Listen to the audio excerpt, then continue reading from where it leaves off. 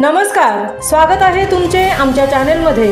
आवाज महामुंबईचा, शोध बातमीचा, कौल मनाचा। चला तर मग आमचे चॅनेल शेअर करा, लाईक करा आणि सबस्क्राइब करा। धन्यवाद। काशीद किनाऱ्यावर शासन झोपेत, मुख्यमंत्री फडणवीस पर्यटक सुरक्षेसाठी ठोस पावलं कधी? काशीद किनाऱ्यावर काळाने घेतले 2 जीव, शिक्षक विद्यार्थ्यांचा अंत, एक गंभीर शासनाच्या निष्काळजीपणावर जनतेचा संताप।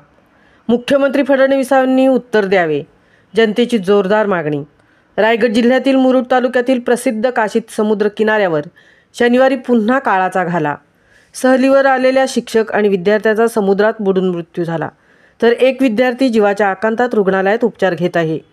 अकोल्यातील शॉरविन क्लासेसच्या या गटाचा आनंद क्षणात शोकांतिका ठरला आणि पुन्हा एकदा अलिबाग मुरुड समुद्र किनाऱ्यावरील सुरक्षिततेचा प्रश्न ऐरणीवर आला।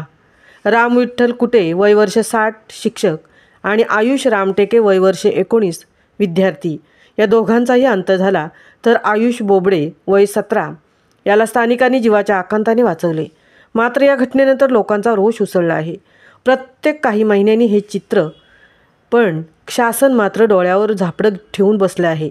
गेल्या काही वर्षात रायगड किनाऱ्यावर बुडालेल्या पर्यटकांची संख्या शेकड्यांमध्ये गेलेली आहे, तरीही सुरक्षा रक्षक अपुरे, चेतावणी फलक निष्क्रिय, लाईफ जॅकेटची सोय नाही आणि आपत्कालीन बचाव पथके केवळ कागदोपत्री।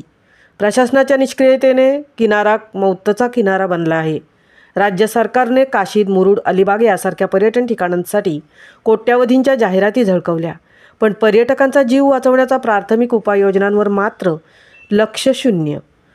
ही शोकांतिका केवळ दुर्दैवी अपघात नसून शासनाच्या बेफिकिरीचा थेट पुरावा आहे। अकोला आणि रायगड जिल्ह्यात शोककळा पसरली असली तरी जनतेत आता असंतोष उफाळला आहे।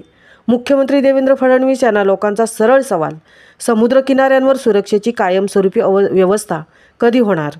पर्यटन वाढवायचे असल्यास बोलणारे सरकार पर्यटकांचे जीव मात्र धोक्यात का घालत आहे? फक्त अपघात झाल्यानंतर प्रतिकात्मक रक्षक नेमणे, रुग्णालयात फोटो काढणे आणि नंतर पुन्हा गप्प बसणे ही प्रशासनाची ठरलेली ढिलाई आहे। आता लोकांना शब्द नकोत, कृती हवी आहे। राज्य शासनाचे कान टोचले गेले पाहिजेत, कारण आता प्रत्येक बुडणारा जीव हा फक्त निसर्गाचा नव्हे, तर शासनाच्या मृतप्राय प्रणालीचा बळी आहे। आवाज महामुंबईच्या चॅनेलसाठी निलेश फुंडेंसह तृप्ती भोईर, अलिबाग।